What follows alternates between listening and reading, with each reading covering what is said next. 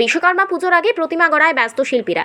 বৃষ্টি হচ্ছে বাধা, প্রতিমা বানাতে খরচ বাড়ছে এবার। যখন তখন নামছে বৃষ্টি। বিশ্বকর্মা পুজোর আগে শিল্পতারুকে প্রতিমা শিল্পীরা চিন্তায়। 17 সেপ্টেম্বর বিশ্বকর্মা পুজো। প্যান্ডেল প্রতিমা তৈরির কাজ শেষ করার জন্য হাতে খুব একটা সময় নেই। এর মধ্যে আবার বাদ সাধছে আবহাওয়া। মেঘলা আকাশ, যখন তখন বৃষ্টি নেমে যাচ্ছে। রোদে প্রতিমা রেখে শুকোনোও ঝুঁকি। হাতে আর একদম সময় নেই। আগামী শনিবার গণেশ পুজো, তার রেশ কাটতে না কাটতেই মাঝে আরেকটা সপ্তাহ, তারপর বিশ্বকর্মা পুজো। এদিকে টানা বৃষ্টি, নাজেহাল মৃৎশিল্পীরা। বিক্ষিপ্ত হলেও দফায় দফায় এমন বৃষ্টি নামছে, মুহূর্তে জল থই থই কুমোরপাড়া। সেপ্টেম্বর মাস পড়ল মানেই প্রতিমা তৈরির ব্যস্ততা তুঙ্গে কুমোরপাড়ায়। সে রাজ্যেই হোক, যে কোনো প্রান্তেই হোক না কেন। পূর্ব মেদিনীপুরের শিল্প শহর হলদিয়া, কোলাঘাট, পাঁশকুড়া, কাঁথি, দীঘা, রামনগর, তমলুক শহরে দুর্গাপুজোর মতোই জনপ্রিয়তা বিশ্বকর্মা পুজোর। বিশাল সব প্যান্ডেল, ঠাকুর, থিমের ছড়াছড়ি।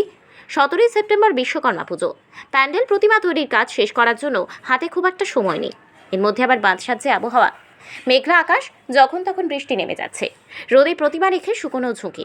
বাধ্য হয়ে প্রতিমা শিল্পীরা আগুন দিয়ে প্রতিমা শুকোনোর কাজ করছেন। এতে সময় লাগছে অনেক বেশি। শিল্পীদের কথায় গত কয়েক বছরে জেলায় বিশ্বকর্মা পুজোর সংখ্যা অনেক বেড়েছে। আগে হলদিয়া শিল্পাঞ্চলেই পুজোর আধিক্য থাকলেও এখন জেলার নানান প্রান্তে ছড়িয়ে গিয়েছে।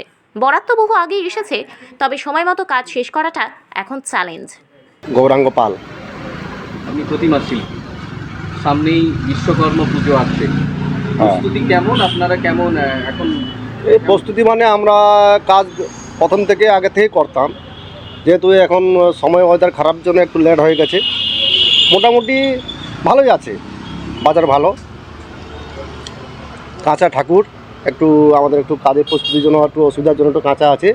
কিছু কিছু ঠাকুর আমাদের ঘরের ঠাকুর পড়ে আছে, সব করতে পারা যায়নি। বিভিন্ন রকমের বড় বড় ঠাকুরও, দুর্গা ঠাকুর হয়। বৃষ্টির জন্যই আপনারা বৃষ্টির জন্য আমাদের অনেকগুলো সমস্যা দাঁড়িয়ে গেছে, তার জন্য আমরা একটু বেশি কাজ করতে পারি। আর হাতে গোনা কয়েকটা দিন বাকি, ব্যস্ততা মাত্র ব্যস্ততা খুবই, আমরা খুব ব্যস্ত আছি। দিনরাত কাজ হচ্ছে। রাতগুলোতে আপনারা বুঝতেই পারছেন, রাতগুলোতে আমাদের পুজো এসে গেছে। কত প্রতিমা বানিয়েছেন এবার আপনি? আমরা 100 খানা বানিয়েছি, 100 খানা ঠাকুর বানিয়েছি। আপনাদের প্রতিমা এই উপকূলবর্তী এলাকায় রামনগরে কোথায় কোথায় যায় আপনাদের? আমরা এই পার্শ্ববর্তী এলাকায় যাই, বেশি দূর যাই না। দীঘা, এই রামনগর এই এলাকা, আমরা এই কিছু কিছু পার্শ্ববর্তী এলাকায় সেই জায়গায় ঠাকুর দিতে পারি। আগের বছরের তুলনায় এবার প্রতিমা বানানোর খরচ কি বেড়েছে? বেড়েছে।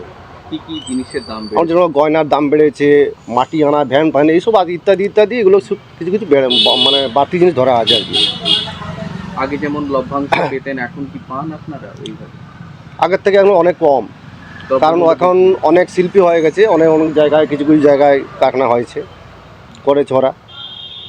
তো এখন তো কোনো বাধা দেওয়ার কারো কোনো প্রস্তুতি নেই, বা আমাদের অনেক কিছু থাকে, লাভ অতটা আসছে না এখন।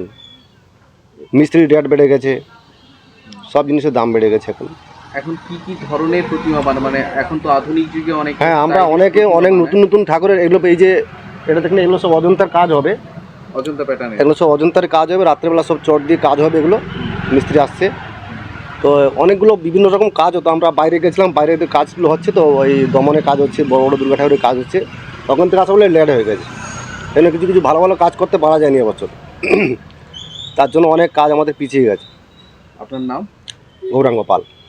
এমনিতেই প্রতিমা নির্মাণের খরচ বেড়েছে, তার উপর আবার আলাদা করে কেরোসিন তেলের মাধ্যমে আগুন জ্বালিয়ে প্রতিমা শুকাতে গেলে খরচও বেড়ে যাচ্ছে। শিল্পী দীপক মাইতির কথায়, একদিকে প্রাকৃতিক দুর্যোগ, অন্যদিকে পুজোকর্তাদের খরচে লাগাম টানার ফলে সমস্যা বেড়েছে। বৃষ্টি হলে প্রতিমা খরচ তো বেড়েই যায়। দাদা, আপনার নাম? Dipak Maiti.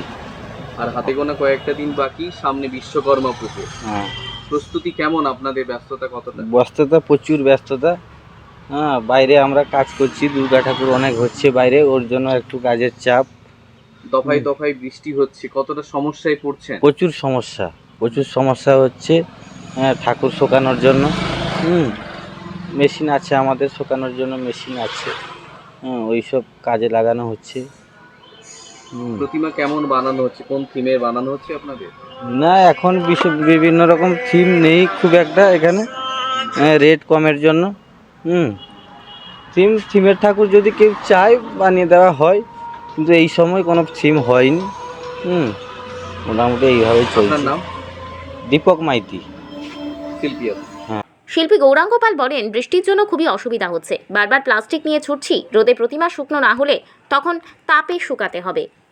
Bureau report, DN update.